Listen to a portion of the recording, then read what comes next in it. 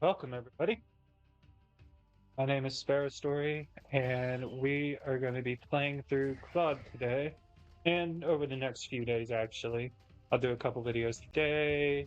I plan on taking an in-depth look at this. I've already beaten the game once. I went through, and I really enjoyed this game thoroughly. It's a 7 out of 10. It's got some multiplayer bugs, and it's got some other things that do need a little bit of help, but overall, I'd say the game was super playable. I've already done my feedback on this, and I really did enjoy every single ounce of this game.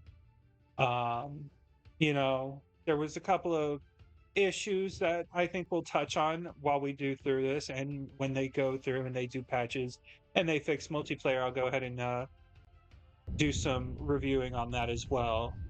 Now, this right here, this is high graphics, not max. I don't want to stress my computer too much when doing this. I only have the bare minimum unrecommended for when I go through and actively play the game. So I prefer to have 165 FPS rather than the 60 to 80 I would get on max graphics.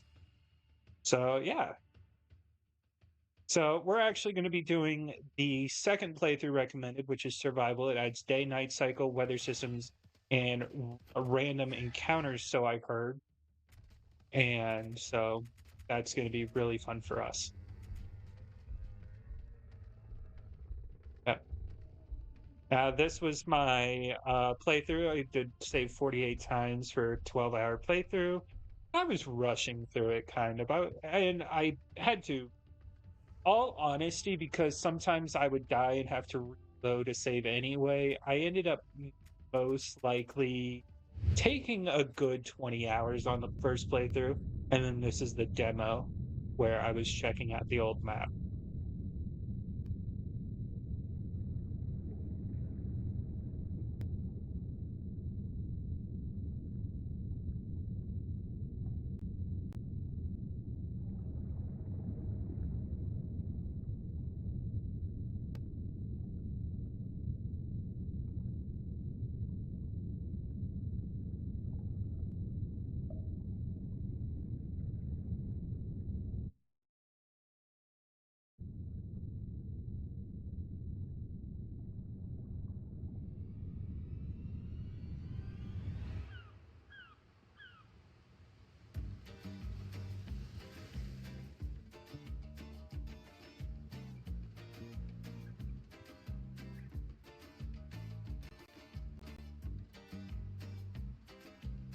It's been 2 days since the disaster at Inveracorp's Prehistoria Park, and there is still no official word on what has caused the catastrophic failure of its internal security systems.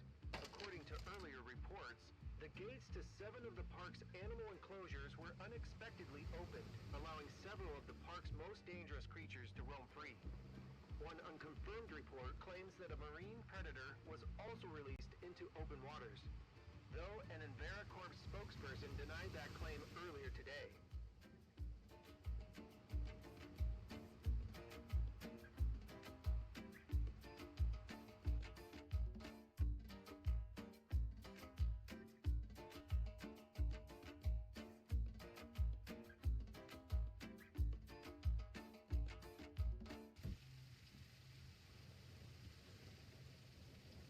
Hudson, your orders are simple.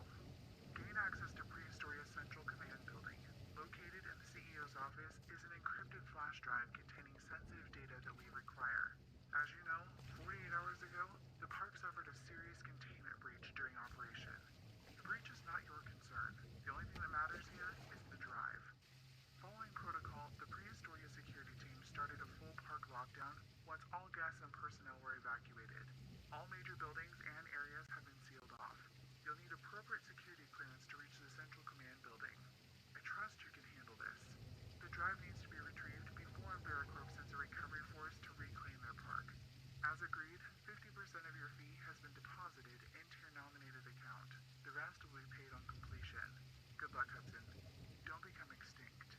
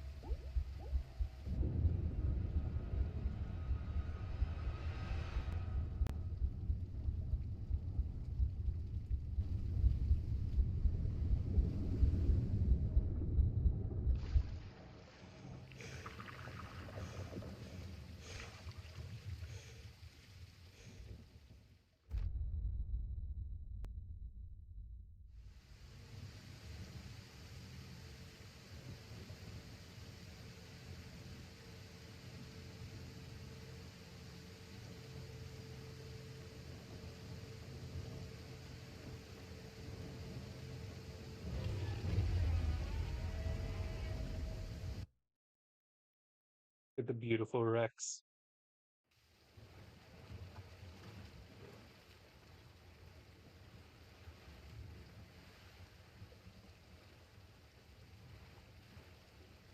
Alrighty, so sorry about the audio cutting out for just a second there. I wanted to turn down the game audio just a tiny bit. I'll do the rest of it post-processing.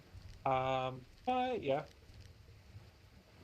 So, this is Claude. This is a indie developer game that I like to put on the same pedestal as Fossil Fuel 1, 2, and hopefully 3 when that comes out.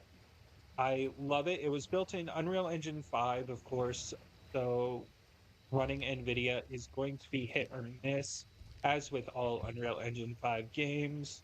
Uh, Basically, my general rule of thumb when running NVIDIA is turn off anti-aliasing for the most part and turn off upscaling.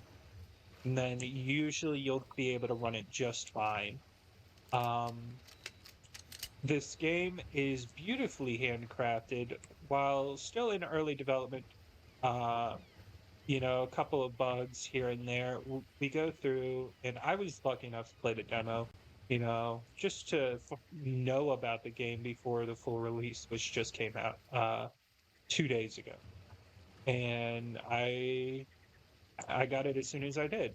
I've already talked a little bit about this on their feedback forums. The water spray, you kind of have to learn to love it.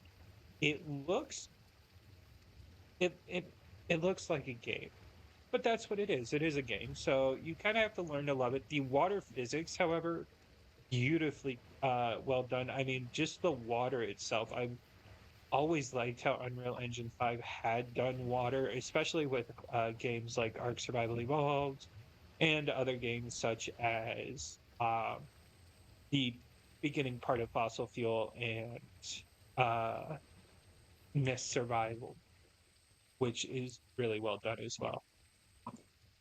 Although Mist Survival is fully early access only, so do be warned that game does not look nearly as polished as this game does. Now, as we go through, I'll be going through and splitting the videos up into many different parts. So this first part we'll go through and just kind of explore the beginning part. Um, I will do my best to kind of do tutorial versions as we go along, where I will just spend a couple of minutes going through, and I might even spend the entire video on specifically difficult parts that I've been reading in the forums on Discord about, and just repeating uh, that part over and over and over, just to kind of prove which way to complete it that actually work time and time again, and just go through and create a sort of tutorial. But this will be a full playthrough as well. I'm doing this in survival mode, which is meant for your second playthrough. It adds a night-day cycle, weather systems, random attacks, plus food and water, which you will have to monitor. Um, I do believe that it's one of the easier uh, games so far. I give the difficulty scaling. It's definitely not on the lines of Call of Duty Black Ops 3 realistic mode, trying to solo campaign that, which I did when I was younger. Jesus, that was a long campaign, trust me. If you ever want to just kill yourself gaming, go ahead and try Call of Duty Black Ops 3 campaign realistic mode permadeath, meaning you only get one life. You will 9 times out of 10 you will die on the first mission before you even have a chance to grab a gun. Now, over here, there's actually two different pathways you can take. You can take the walkway up there, or you can come down here and just enjoy the jungle scenery. I prefer to come down here because my first playthrough, I did take the jungle walkway, and I do know that there's nothing really dangerous in these areas. So we're just kind of exploring, letting you guys see exactly how well this game is built. There will be a couple of issues that we will run into, and I will be sure to explain how to get around all of those issues. Now, let's see here. We actually end up having to get over here, but one thing I always like to try is see if we can't cheese it a little. No, I spent 30 minutes over there on that semi truck trying to just cheese the system a little and skip this entire part because getting over there is one of the key points. And I ended up not being able to do it, so they actually did put an invisible wall there that was pretty well ironclad. You know, as we get later into the game, you will see a lot more unpolished areas that they have already said they will be working on as soon as co-op is finally fully ready to go, and all of those bugs will be well done. Ernie, I've had a look at Grid 3, and you're right. Most everything needs to be replaced. I'll put a work order in for Jerry, but I doubt he'll prioritize it with all the other electrical issues in the park. Anyway, if gates are locked up again, just flip the breakers at the barn, water distribution hub, and the marine containment hub. They should open after that. See you at Jerry's barbecue, and you will be there. Martina. Well, I guess Jerry's hosting a barbecue and Martina is forcing people to go. So that's always nice. I will go through and I will do my best to read every single note that we find. I do plan on, just kind of relaxing a little, making sure everything is collected. I never actually finished collecting all the collectibles on my first run through, and I want to change that for this time. I want to actually go through and make sure we're not missing any of them. Um, yeah, I do believe I have to go all the way back. Uh, don't really know what we were gonna do over here. Yeah. So, you know, a lot of areas over in this place you can explore, but only a couple of them pertain to the story. In fact, you could go through and skip majority of the task and still complete the story. It's kind of open-ended, and I liked how they did that. I do like the open-endedness. It makes speed running a lot more viable because you just got to get a specific card and then bam, you're done. Um, you've got like three things you've got to grab before you can complete the game, but actually going and 100%ing the game is a lot different. So we'll go through, we'll open up this right here. This is the water distribution station. Now, my first playthrough of this, I actually was so nervous going through this, mainly just because grew up. I grew up in the alligator in the sewer era, so yeah. There's uh there's a bunch of stuff where I'm always constantly worried that there's going to be a alligator in the sewer here that we have to go through, but there's not. Of course, F to turn on flashlight. I did notice in a feature request that I had posted, I wanted to be able to have two modes of this flashlight. So that is a uh, big ask of me, mainly because it's always this bright. Looks like that might need to be replaced, but it's always this bright. And sometimes in like the dusk or dawn era, trying to read something in a uh, building can be a little troublesome. So, yep, it's pretty simple. These tunnels aren't very maze-like. There is a couple of mazes that I did enjoy, but these tunnels aren't very good mazes. But I mean, they're sewers. You don't want them to be mazes. So, yeah. Now, as we go over here, there's one thing I wanted to touch on. You don't actually need your gun for the any of the beginning parts. Even in survival mode, you don't need your gun. Which is, nice. You're learning core mechanics of the game without even realizing you're learning these core mechanics. To Here's what they teach you. They teach you how to walk. They show you how to access your inventory. They show you how to reload. And they show you these electrical grids. And you see that you need three breakers. That is a core mechanic of the game. Every single power station needs three breakers. And then you start seeing the objectives being completed, and then of course the tasks. And you can go ahead and hit escape, go to task, and you've got your welcome, you've got secondary, collectible, and a mission. And the mission is always get the drag.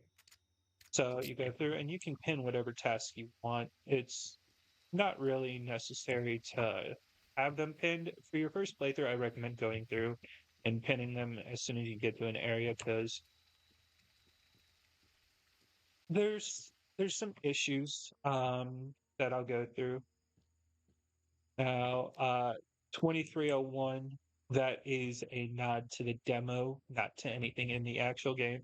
2301 used to be the code that you needed to place in the museum on the demo, and I've been seeing I saw a couple of people talking about it in the Discord, so I guess they never remembered.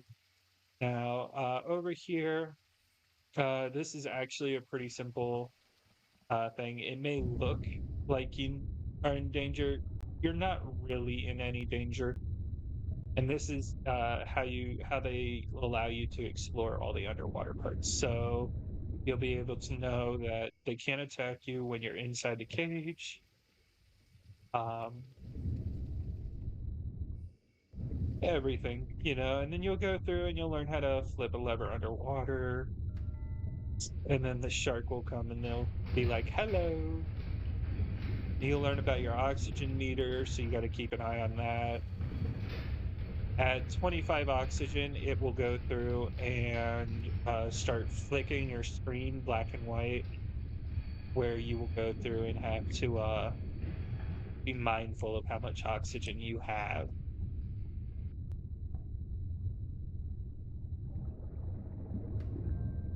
Yeah. Now, one thing I will say about the movement is moving underwater is kinda iffy, mainly just because they don't have spacebar to surface.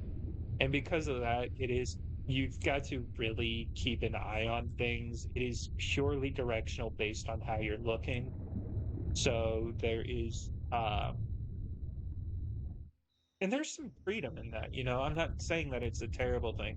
There is a bunch of freedom in having the having the Jesus, having the movement be directional looking. Yeah, that's what I was waiting for. You get your first look at a Quetzalcoatl, and he's going to take that shark back to his cage. And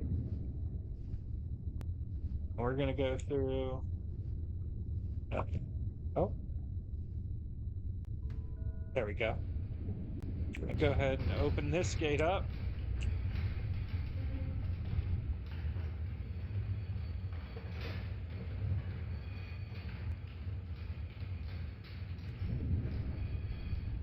All right.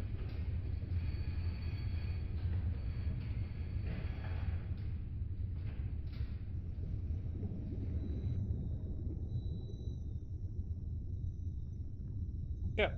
So we'll just go through and everything will be pretty easily taken care of from here on out.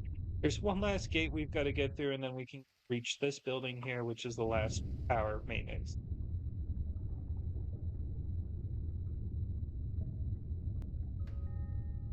Now, one thing I did want to notice, if any devs are watching, the bubbles, they don't really stop at the surface.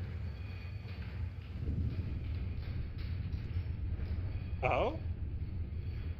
Yeah. So if you start underwater, the bubbles don't really stop. And it's specific with this gate and a couple other places around the map. So, but they eventually do stop. So I'm not too worried about it. I think it's just a height issue, but I'll leave that up for you guys to decide. And then that unlocks that gate. This turns on the power. Because we restored the LDC power, which is great, we can now go over here.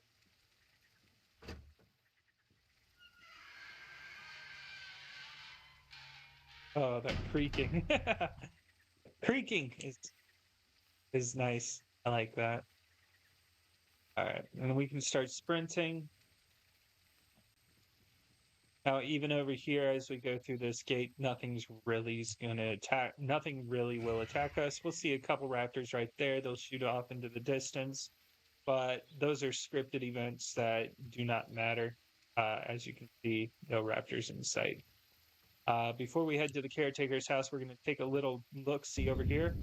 This is mainly what I was talking about in my review with the audio. I'm sitting underwater, and yet I can hear the crickets and the ambience at full volume. So, there's a couple of ambience bugs that we worked out. If you come over here, this is actually not a required spot, but you can grab some sleep moss, and then I believe that was all that you can find outside. But in here, you've got water, which is great. You've got bullet tips, buckshot pellets, gunpowder, antiseptic, and a few other things. Just run around, press E. Another 2301 nod. Yeah. And then I believe that was every. I haven't really explored over there, nor am I going to. Just because on survival, you can already see my water is dropping pretty fast. I've only been doing this for about 20 minutes now, and my water is already at 44.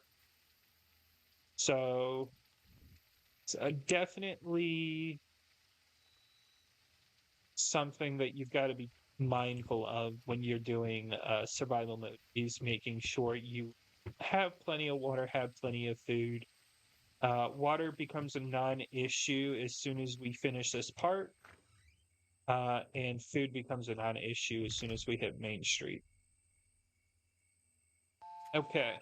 Now, these phones, they glowed green in the demo. Now they glow purple. They're save points. We go through it and save. All right. Another pistol right there. I'm just going to grab the ammo. I don't need another pistol. They don't come loaded, and because of that, I don't need it. Oh, look at the little brachiosaur. Now, this is actually a really nice house. There's a couple of issues. Both That's the exterior light. Here's the interior one.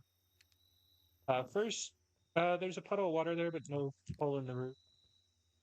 Um, some bandages, some cooked meat, cloth, water. That water is not grabbable. Turn on this. Yeah. One thing I did, another 2301 nod, sorry, excuse me. One thing I did notice was that there is not a lot of food here in the beginning. It's kind of pushing us to really unlock the game. So we'll get the main gate security pass. Bernie, the entire park network is down. Security is delivering evacuation notice to all management. Don't worry about protocol. You can leave your main gate access card there. Just get out now. It's not a drill, Bernie. Don't pack. Just head to the bureau. I'll be in touch soon. Jessica. I actually thoroughly enjoyed the storyline of this area. I mean, not this area, but this game. The plot is really there. I I will admit, my first time, it said lock didn't budge. I shot the door 5 times before I realized it wasn't going to open. So that was kind of annoying to waste all that ammo, but it happens.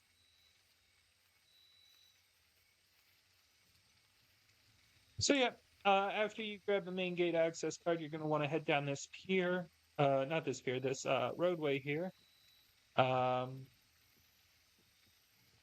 and it tells us right there, gain access to Prehistoria. Most of the gates are locked down. Cut through the carnivore feeding cage and head for the pier access tunnel. This kind of made me a little nervous, just a tiny bit. You know, carnivore feeding cage usually means raptors in any dino game. And, well, I was not a big fan of meeting a sickly fate. So I went through and I did not do much. Now I'm trying to be on the lookout for uh, one of those egg collectibles. The plants they grow green. They glow green. Um, spine leaf and spine leaf and moss rock is deep moss. Sorry, is actually all you need to start making more bandages. Um, which is really nice.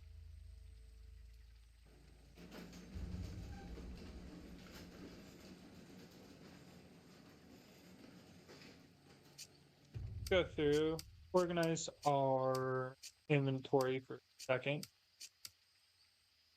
like so. Oops.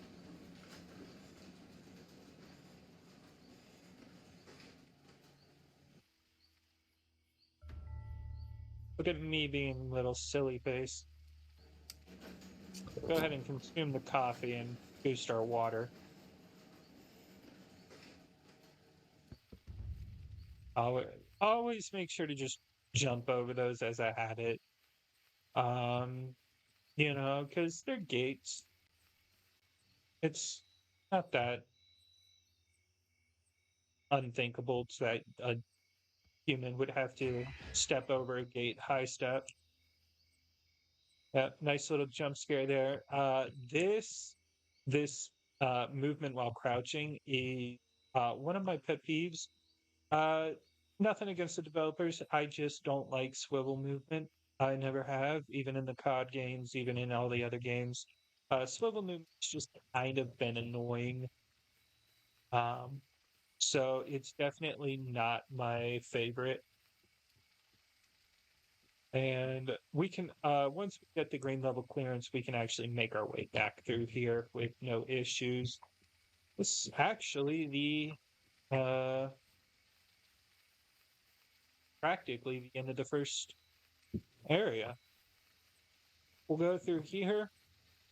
You can run here. It's a beautiful little area. I do thoroughly enjoy the use of baobab trees. Actually, wait, no, these aren't baobab trees. These are I know what type of trees they are. You find them in Madagascar and the Amazon. Uh, but I can't remember their names. Yeah. Now, in the actual Amazon, of course, uh, especially in other games like Green Hell and other games in the Amazon, they actually do have mushrooms growing all around these. So that's another thing that they didn't do. But I mean, this is a dino game. We don't really need to focus too much on the foliage, even if it does look great. I love what they've done with the foliage. I love the ambience. You know, I'm a nitpicker, but that's because I take pride in my dino games. So yeah, we'll grab some more spine leaf right there and make our way up this little higher level path to our first encounter area. Reach the pier access tunnel. You want to save here? You don't have to save anywhere else other than here. This is the first place that you should save. And, if you don't trust yourself in the water area, then save back there as well.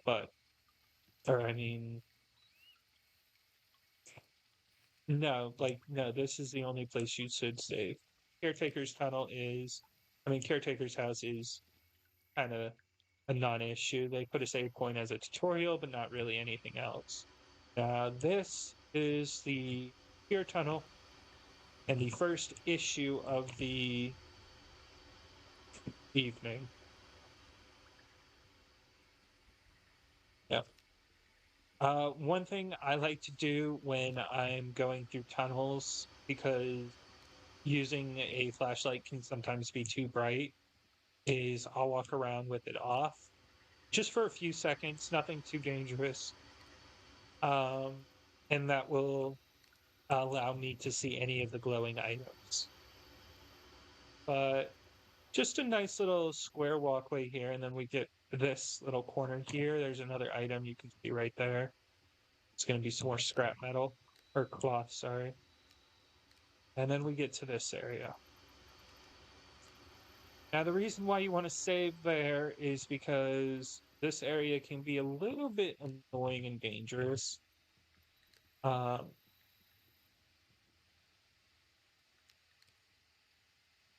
can't remember if it's here or... Yeah. No. Grab some scrap metal right there. I don't see anything. Don't see anything.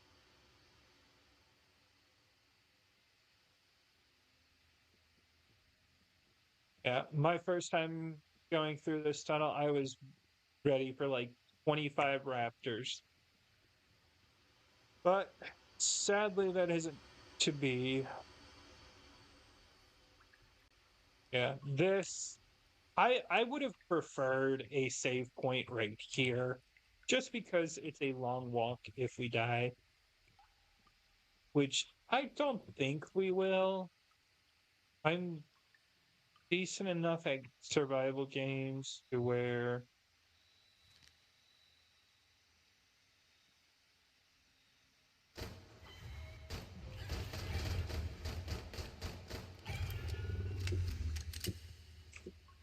Okay.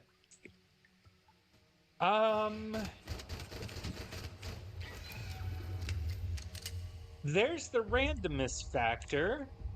I got my alligator in a sewer after all. There's two of them.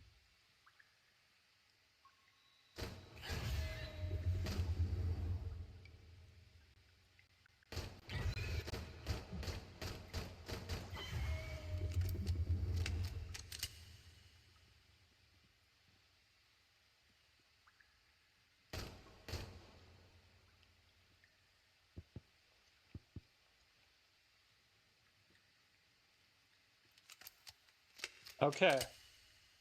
Yeah, so there's the randomness. Normally you would have 3 raptors or 4 raptors, sorry, in this area, which is why I'm curious to see where the last dino is. But survival did random everything, so I got myself to Dinosuchus as my enemies, which was really fun. I love the alligator in the sewer reference there. Now, yep, there he is. No, you got to be careful. Now, usually when facing Dinosuchus, I had a shotgun, and it takes 4 shotgun shells, so I kind of wasted a lot more ammo than I wanted to right there. So that's kind of annoying, but not terrible.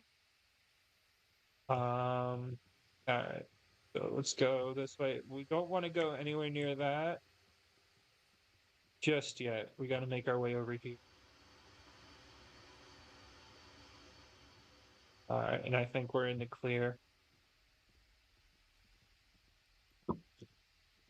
Yep. All right. Here we go. Some nice little randomness there. Not too bad. Of course, being a COD veteran, nothing really terrifies me anymore. There's the wrench, and we'll grab there's first aid kit. These coffee cups are not useful. I'm at 37 food and 29 water. But luckily, we're almost to the good area. Now, a couple of playthroughs I've done of this area, and I've had a Dilo spawn, a Baryonic spawn, some Raptors spawning, of course, which is the only scripted encounter, is one Raptor. And then I've gone through and taken care of a whole bunch of other things, but having Dinosuke in the sewers, that was really good.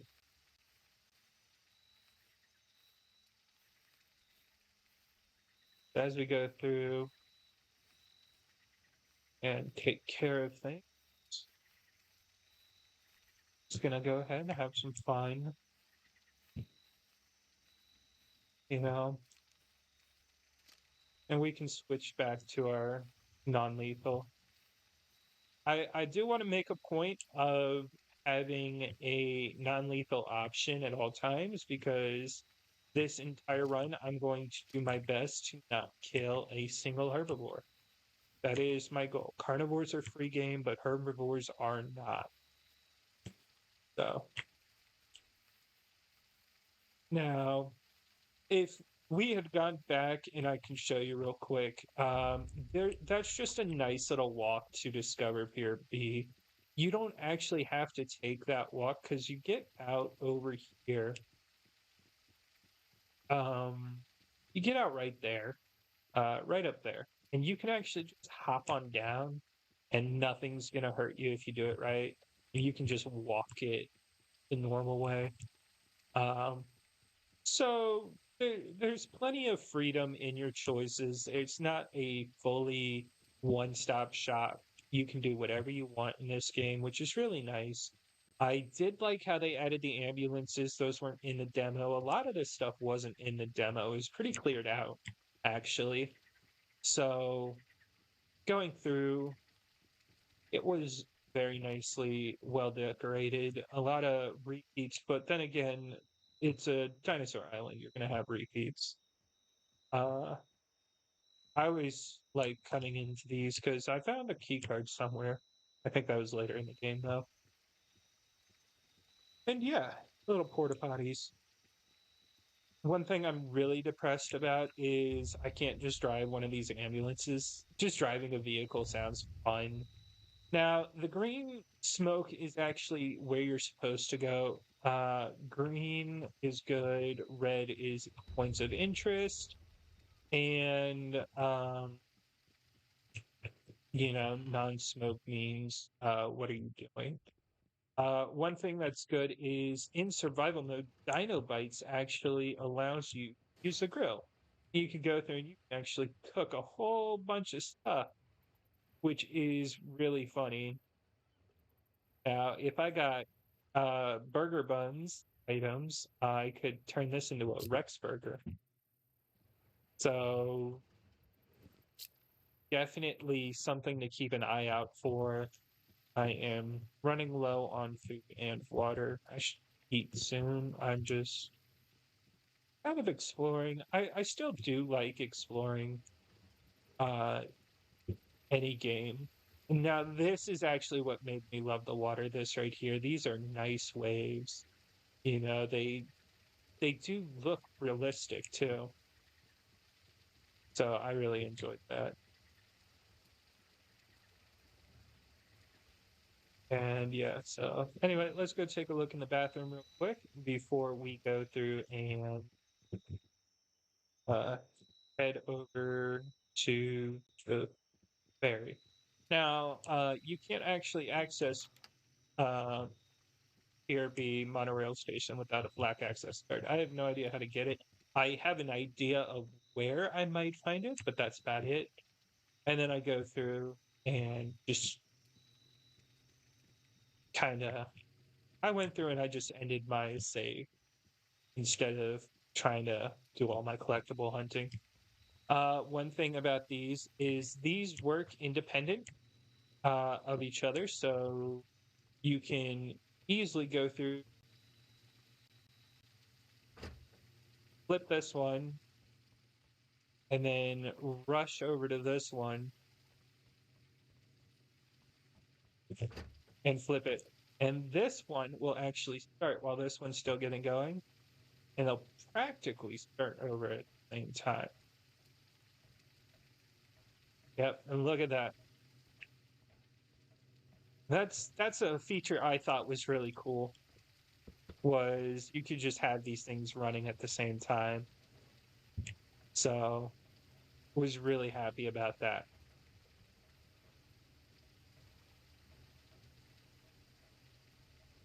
But anyway, welcome to Prehistoria.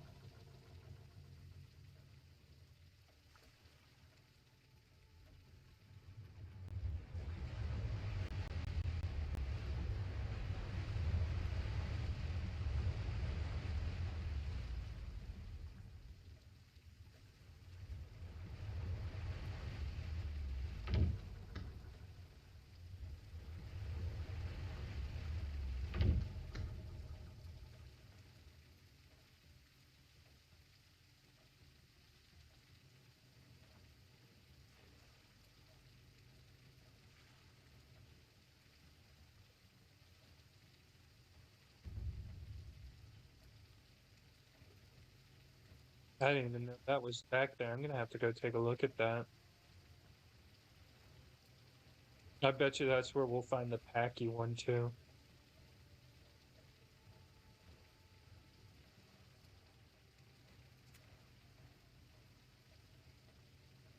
There's an entire thing here. I'm gonna have to figure that out.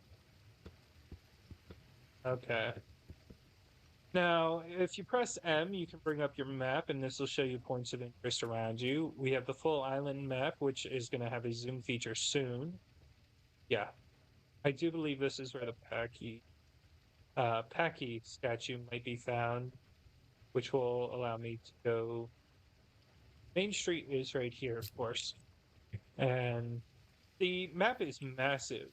I mean, just look at a 20-hour playtime, and you'll see why it's so massive. Um,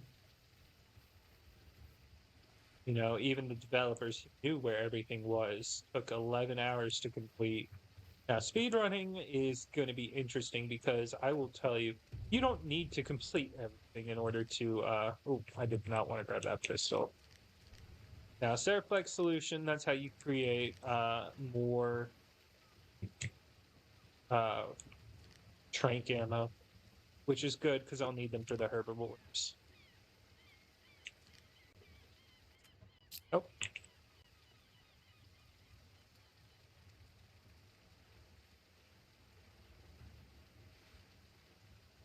One feature that almost every single person has requested ever since joining the game is they want rideable water slides. I think we all do. I think we all deserve them. Being able to ride a water slide is vital. So, gonna be super excited about that.